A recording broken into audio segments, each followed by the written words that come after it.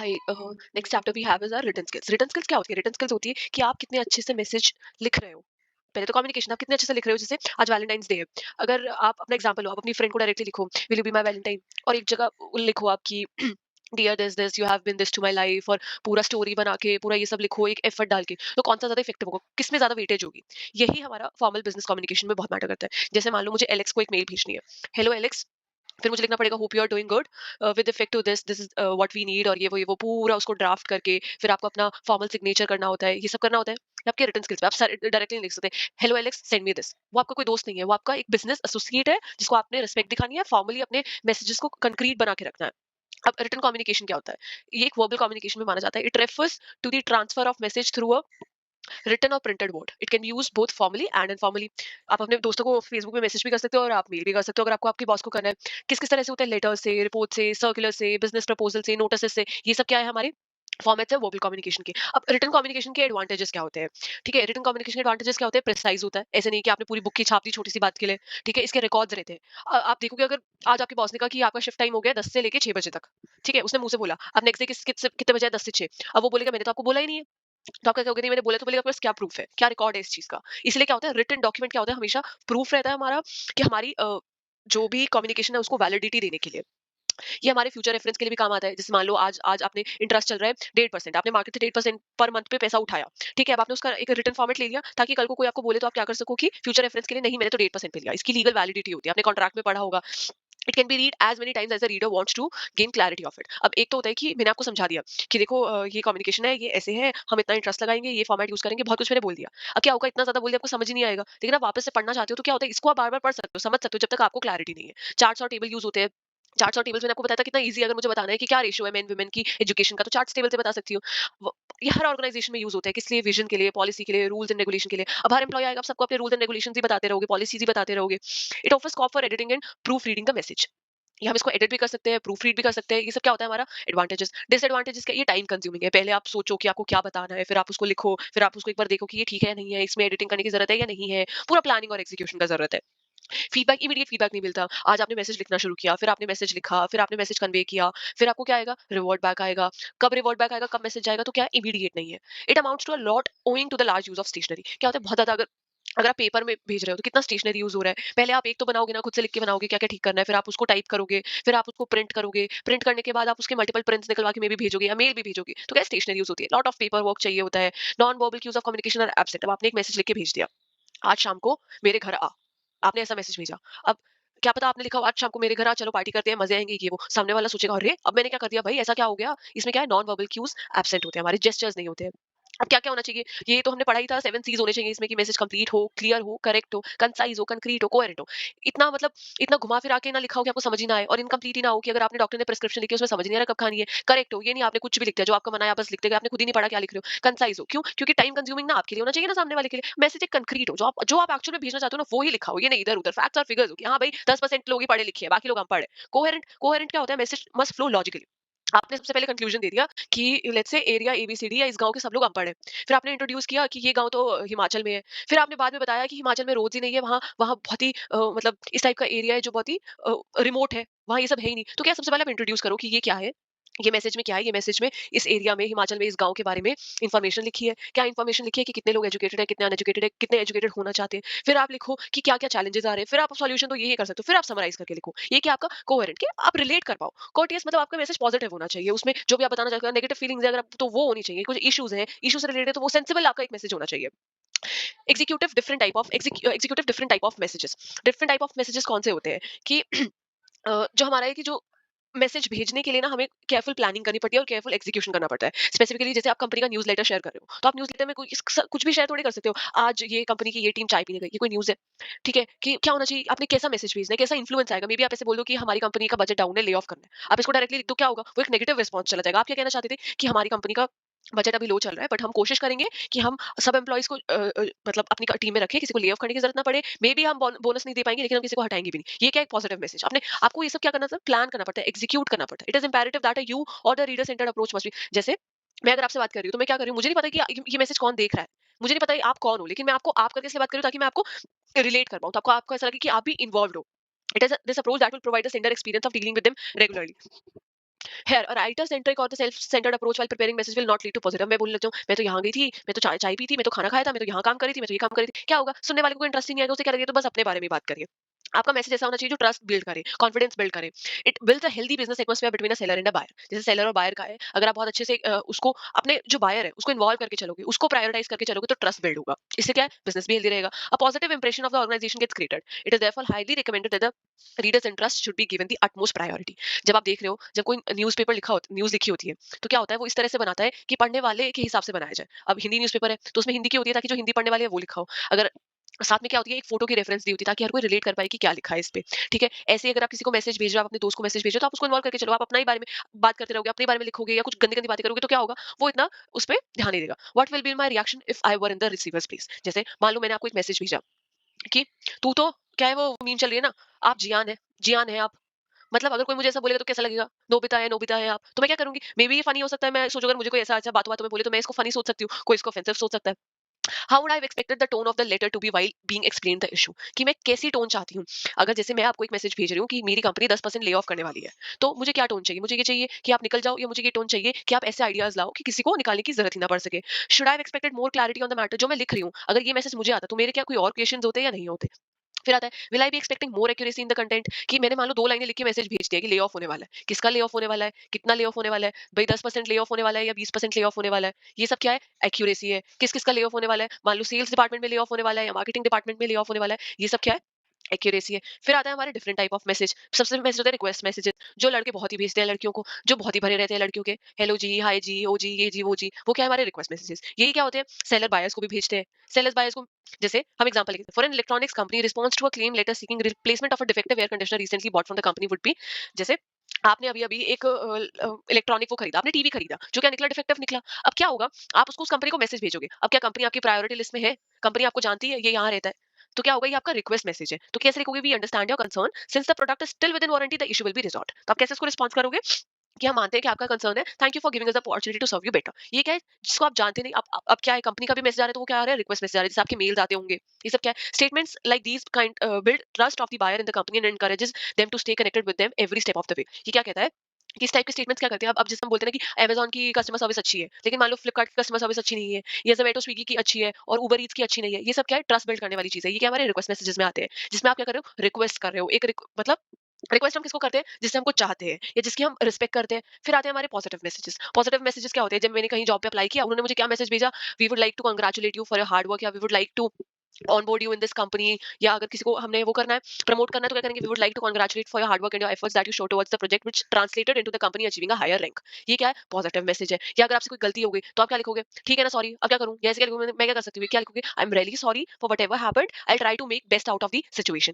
कैसे, we apologise for the inconvenience cause, the matter will be looked into with immediate effect. ये क्या है, positive response है, कि आप उसके प्रॉब्लम्स को एक्नॉलेज कर रहे हो। नेगेटिव मैसेज क्या होते हैं, भाई जो ट्रोल मैसेजेस आ रहे होते हैं, आप ऐसे कर लेते, आपको ऐसा करना चाहिए था, ऐसे करते तो अच्छा रहता, नहीं अब आपको तो कोई रिफंड नहीं मिलेगा, आप तो ऐसे ही करते हो, आप तो हमेशा प्रॉब्लम्स लेके आ जाते हो। These are the messages where the reader is expected to be annoyed. क्या होगा, जैसे मान लो मैंने कंप्लेंट डाली कि जोमेटो से फूड आया, फूड सारा स्पिल्ड है, ठंडा है, फूड खराब है, तो मैं क्या एक्सपेक्ट करूंगी कि वो क्या बोलेंगे, we are very sorry for the inconvenience, will look into it and will give you the reward, या will give you the refund, या will give you the coupons. ये क्या है, पॉजिटिव। नेगेटिव मैसेज क्या है, आप तो जबरदस्ती ऐसे करते हो, ऐसा तो हो ही नहीं सकता, खराब हो ही नहीं सकता। Some of the examples give rise to a situation can be company's refusal to issue a refund और its inability to resolve a matter. जैसे हम कभी-कभी इरिटेट हो जाते हैं कि स्विगी का डिलीवरी बॉय नहीं आ रहा है, या खाना हमेशा ही ठंडा आ रहा है, वो सब क्या है।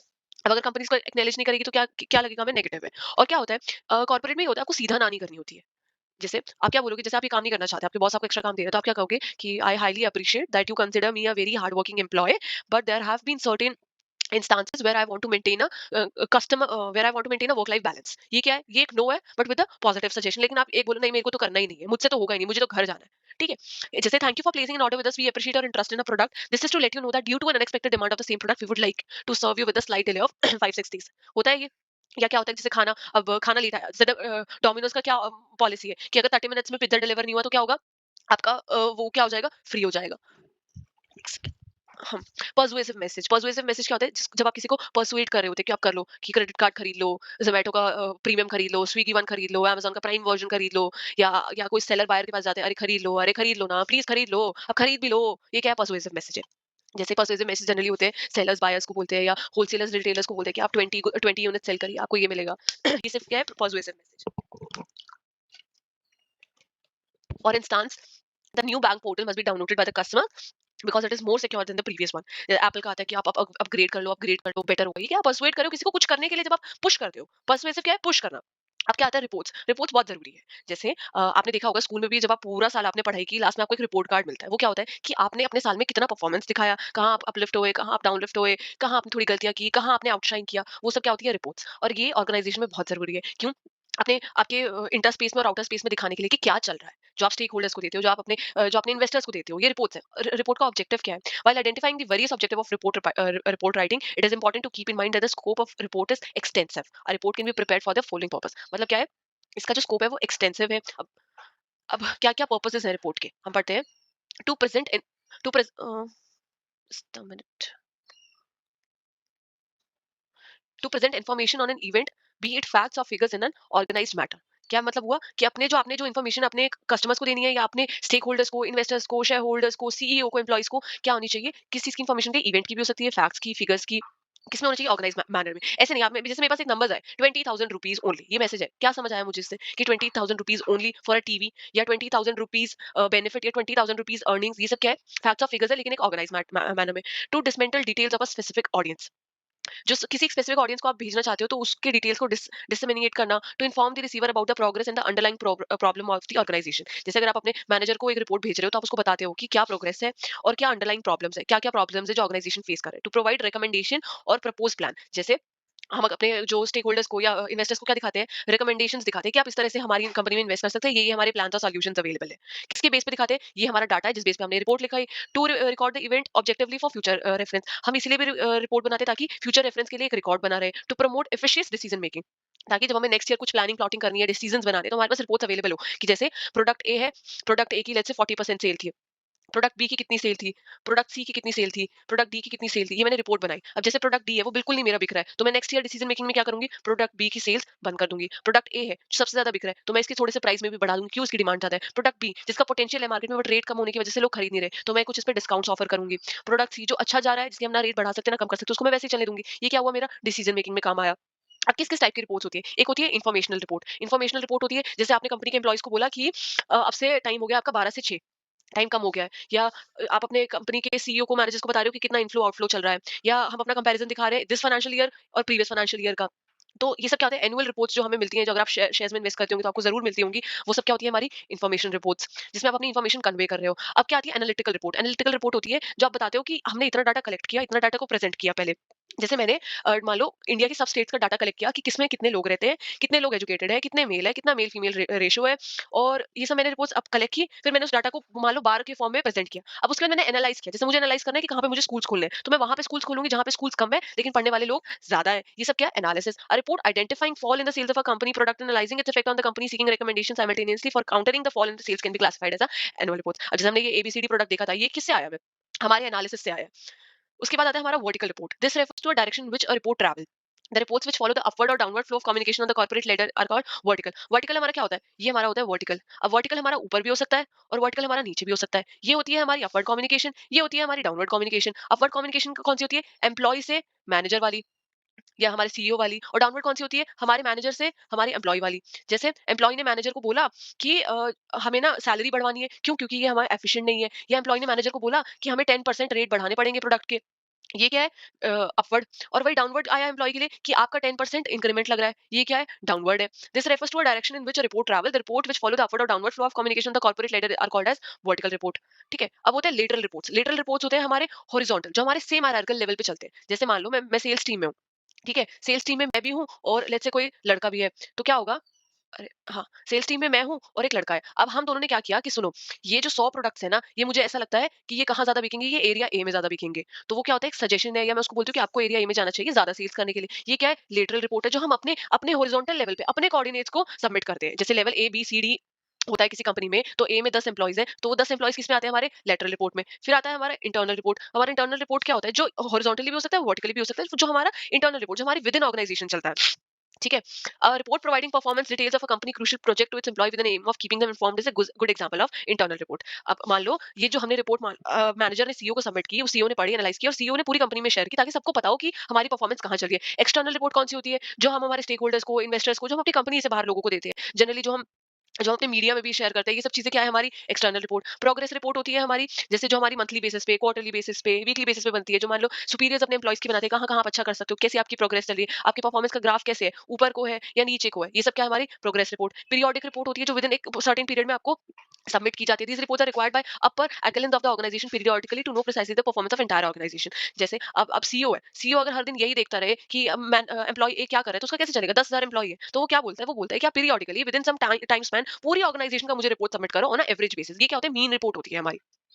Formats of report writing. अब रिपोर्ट राइटिंग आप कैसे लिखते हो, सबसे पहले होता है आपका एक लेटर फॉर्मेट। लेटर फॉर्मेट होता है जैसे मैं मेरे मैनेजर को लिख रही हूँ कि सबसे पहले कंपनी का नाम, फिर मैनेजर का नाम। ये it is a report to be sent outside the organisation. This is if it is an external report, the letter format is used for writing report. जैसे ये हमारे एलिमेंट्स है। सबसे पहले आप हेडिंग लिखोगे, मैंने वही बोला organisation, name and address of the organisation. जैसे आपने किसी लेटर का फॉर्मेट अगर आपने देखा हो तो लेटर पे क्या लिखा होता है, सबसे ऊपर ऑर्गेनाइजेशन का लोगो बना होता है, उसका एड्रेस बना होता है, name and address of the organisation. फिर कौन सी डेट को रिपोर्ट भेजी जा रही है। अब आपने रिपोर्ट तो आज भेजी, सामने वाला पर्सन उसको 10 महीने बाद देख रहा है, वो क्या सोचेगा, ये तो आज ही की है। नहीं, आपको डेट मेंशन करनी बहुत जरूरी है कि ये किस टाइम स्पैन की है, ये किस दिन भेजी गई है। रिसीवर का एड्रेस, किसको आप भेज रहे हो। सब्जेक्ट कि ये किस सब्जेक्ट से रिलेटेड है। सैल्यूटेशन, सैल्यूटेशन होता है जैसे मिस्टर गुप्ता या मिस्टर एलेक्स या मिस्टर खान, ये सब क्या है, सैल्यूटेशन। फिर आती है हमारी बॉडी ऑफ द रिपोर्ट, इसमें हमारा मेन कंटेंट लिखा होता है। ये तो हमारे सबसे पहले एलिमेंट्स हो गए। फिर आती है हमारी मेन पार्ट ए होता है ये हमेशा रिपोर्ट का। ये होता है हमारा पार्ट बी जो हमारा होता है मैटर। इसमें हमारा मेन लिखा जाता है सबसे पहले इंट्रोडक्शन कि ये किससे रिलेटेड है। ये लेट्स से बोट एग्जांपल हम लेके चल रहे हैं, अमन गुप्ता का एग्जांपल लेके चल रहे हैं। हमने सबसे पहले क्या लिखा, ऑर्गेनाइजेशन का नाम क्या लिखा, हमने ऑर्गेनाइजेशन का नाम लिखा ABC, ABC headphones manufacture provided limited. फिर हमने क्या लिखा, डेट, डेट लेट्स से मैं लिख रही हूँ आज 14 फरवरी। फिर रिसीवर का एड्रेस मान लो लिखा मैंने, रिसीवर का एड्रेस लिख दिया सीईओ बोट कंपनी का एड्रेस। सब्जेक्ट क्या है, pitch for sale of manufactured goods. Salutation let's say mister Aman Gupta. Body of report introduction क्या है, इंट्रोडक्शन है कि मैं ये प्रोडक्ट ए को मैन्युफैक्चर करती हूँ बहुत चीप कॉस्ट में, बहुत अच्छी क्वालिटी में, और मैं ये सोचती हूँ आपको ये खरीदना चाहिए या मेरी ये परफॉर्मेंस रही है, मैं ये चाहती हूँ आप मेरी कंपनी में इन्वेस्ट करिए। फिर आप अपनी ऑब्जर्वेशन लिखोगे और फाइंडिंग्स लिखोगे कि आपने ये ऑब्जर्व किया कि जो मार्केट में है आपके प्रोडक्ट की सेल क्या हो रही है, बढ़ती जा रही है, लेकिन आपको आपके प्रोडक्ट को और मार्केट करने के लिए क्या चाहिए, इन्वेस्टमेंट की जरूरत है। फिर आप क्या लिखोगे, फाइंडिंग्स। आपने अपने रिपोर्ट से ये फाइंड किया कि क्या पोटेंशियल है, 90% पोटेंशियल है मार्केट ग्रोथ का, तो आप क्या चाहते हो कि इन्वेस्ट करो। कंक्लूजन, फिर आप पूरे मैसेज को कंक्लूड करके लिखोगे ऐसे ऐसे ऐसे करके। इट में also include internal heading and tables. जैसे आपने क्या दिया, अब इस रिपोर्ट में आपने ऐसा ग्राफ बना के दे दिया। आपने क्या कहा, आपके मान लो 3 प्रोडक्ट है, प्रोडक्ट ए, प्रोडक्ट बी और प्रोडक्ट सी। प्रोडक्ट ए की सेल इतनी है, प्रोडक्ट बी की सेल इतनी है और प्रोडक्ट सी की सेल इतनी है। आपने रिपोर्ट्स बनाई, आपने टेबल्स बनाए क्लियर अंडरस्टैंडिंग के लिए ताकि ज्यादा ना पढ़ना पड़े। As far as language concern, it can be written in the first person. आप आई लिख के भी लिख सकते हो और वी एज अ कंपनी भी। अब आता है आपका कॉम्प्लीमेंट्री क्लोज। कॉम्प्लीमेंट्री क्लोज क्या होता है, जैसे रिगार्ड्स हो गया या I hope for a quick response and positive response. फिर आता है आपका सिग्नेचर। एक फॉर्मल राइटिंग में सिग्नेचर की बहुत जरूरत है। सिग्नेचर जनरली लिखा होता है, जैसे मेरा मेरा नाम प्रेरणा है तो प्रेरणा, उसके बाद मैं XYZ कंपनी में क्या क्या मेरी डेजिग्नेशन है, कंपनी का नाम, कंपनी का एड्रेस दोबारा लिखा जाता है। फिर आता है एनक्लोजर्स इफ एनी। एनक्लोजर्स मतलब आपको जैसे आपने कोई पीडीएफ अटैच करनी है या नहीं करनी, ये सब क्या है हमारा, ये हमारा सी पार्ट होता है। तो हमारा 3 पार्ट में जनरली एक रिपोर्ट डिवाइडेड होती है। सबसे पहले ये, अब आप इसको देख लेना। मेमो फॉर्मेट क्या होता है, ये होता है मेमो, शॉर्ट फॉर्म होता है मेमोरेंडम। मेमोरेंडम आपने स्कूल में भी देखा होगा आपके आते हुए। It is a brief notice और record for future reference that moves with in a organization. Terms inter office memorandum या ऑफिस मेमोरेंडम, ये सब क्या होता है, ये विद इन ऑर्गेनाइजेशन जनरली चलता है। ये क्या होता है, एक ब्रीफ नोट होता है फ्यूचर रेफरेंस के लिए। जैसे कभी कभी कुछ पॉलिसीज वगैरह भी चेंज कर रहे होते हैं तभी मेमो चलता है, मेमो रिपोर्ट्स होती है। सबसे पहले आता है हमारी हेडिंग, वही name and address of the organisation of the reporter, कौन इस रिपोर्ट को बना रहा है। फिर टाइटल, अगर इंटर ऑफिस है या ऑफिस मेमोरेंडम है वो लिख दिया। फिर आती है हमारी डेट, किस दिन लिखी गई। फिर आता है हमारा 2 रेसिपिएंट्स का डेजिग्नेशन। अगर हम किसी सर्टेन सिंगल पर्सन को भेज रहे हैं तो हम क्या करते हैं, रेसिपिएंट्स की डेजिग्नेशन वो लिखते हैं। अगर हम विद इन ऑर्गेनाइजेशन सबके लिए भेज रहे हैं, जैसे लेवल ए एम्प्लॉइज के लिए, फिर आता है सेंडर्स की डेजिग्नेशन की, जो भेज रहा है उसकी डेजिग्नेशन क्या है, जैसे वो सी लेवल का मैनेजर है और वो ए लेवल के एम्प्लॉइज को भेज रहा है। ठीक है, फिर सब्जेक्ट, मान लो ये किससे रिलेटेड है, सब्जेक्ट किससे रिलेटेड है कि आने वाली ओपनिंग्स के लिए, जिसमें क्या हो सकती है, प्रमोशन। बॉडी, वही हमारा क्या हो गया, सबसे पहले ए पार्ट हो गया, फिर हमारा बी पार्ट हो गया। बी पार्ट में क्या है, बॉडी, वही सब जो आपने लिखना है कि क्या है कि आपकी कंपनी की ग्रोथ ज्यादा हो रही है तो आप चाहते हो कि आप कंपनी को आप अपने एम्प्लॉइज को प्रमोट करो। क्या क्या रहेगा, letter format is not required है कि ज्यादा कुछ नहीं, आप पहले इंट्रोडक्शन लो, आप अपना सीधे आप सीधा भी जा सकते हो, अपना मेमो फॉर्मेट आपका लेकिन शॉर्ट होना चाहिए। It can also include recommendation and suggestion, जैसे कि अगर आपको फिर भी कुछ क्वेश्चन है तो आप पर्सन ABCD से बात कर सकते हैं। फिर आते हैं वही सेम आपके सिग्नेचर्स। क्यों, अब इसमें हमने ये क्यों नहीं लिखा होपिंग फॉर योर रिस्पॉन्स और ये सब ये इसलिए लिखा क्यों, क्योंकि आप कुछ, ये एक मेमोरेंडम है विद इन ऑफिस है जो आप शेयर कर रहे हो, कुछ इन्फॉर्मेशन भी शेयर कर सकते हो। Steps to write a report. अब रिपोर्ट का कंटेंट क्या लिखना है हमें। एक रिपोर्ट लिखना बहुत चैलेंजिंग टास्क हो सकता है, सीरियसली बहुत चैलेंजिंग हो सकता है। आपको समझ ही नहीं आता आप कहां से शुरू करो, क्या लिखो। A reporter has to make sure that taking specific subject matters into consideration. The correct type of report should be chosen and drafted with careful planning. जो भी आप रिपोर्ट बना रहे हो वो बहुत केयरफुली बननी चाहिए। सब ये दिमाग में रखते हुए कि आपको सब कुछ कंसिडर करना है, हर तरह का सब्जेक्ट और हर तरह के लोगों को कंसिडर करना है। One has to always bear in mind the audience of the report, कि ये पढ़ने वाला कौन है, ये आपका CEO है या आपके लेटर रिपोर्ट है या आपकी विद इन एम्प्लॉइज की रिपोर्ट है। ये सब क्या होती है हमारी सॉरी, ये सब क्या होती है, हमारी ऑडियंस होती है। It can B drafted accordingly for their understanding. ये कुछ स्टेप्स है जो हमें फॉलो करने हैं। सबसे पहले आपकी रिपोर्ट में होती है इंट्रोडक्शन। हम अपनी ना एक न्यूज़पेपर लेके चलते हैं। न्यूज़पेपर में आपने एक रिपोर्ट देखी, उसमें आपने देखा होगा सबसे पहले मैटर का इंट्रोडक्शन आता है कि ये किस बारे में है। जैसे ये सेल रिपोर्ट है, तो किस प्रोडक्ट का सेल की रिपोर्ट है, क्या किस इसमें क्या लिखा होगा।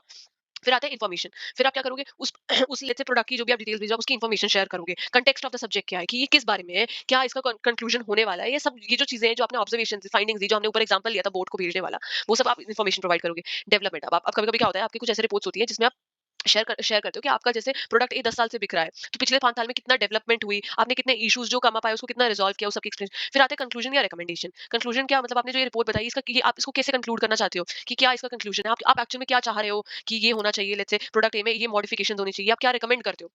Editing and proof reading. फिर क्या होता है, उसको after finishing the reporter must ensure that the correct format of the report is used. मतलब आप दोबारा उसको पढ़ते हो, कुछ अगर चेंजेस रिक्वायर्ड है तो वो करते हो, कुछ अननेसेसरी इन्फॉर्मेशन है, जो रेपिटेटिव इन्फॉर्मेशन है उन्हें आप रिमूव करते हो। A statement of purpose should be clearly mentioned, कोई ग्रामेटिकल एरर्स तो नहीं है, कभी आप डियर को डी डबल ई आर लिख के भेज रहे हो, ये सब नहीं होना चाहिए। तो नेक्स्ट हम अपने लेसन में डिस्कस करेंगे सैम्पल रिपोर्ट कैसे लिखनी है, ये क्वेश्चन जरूर आता है। Thank you and please like share and subscribe.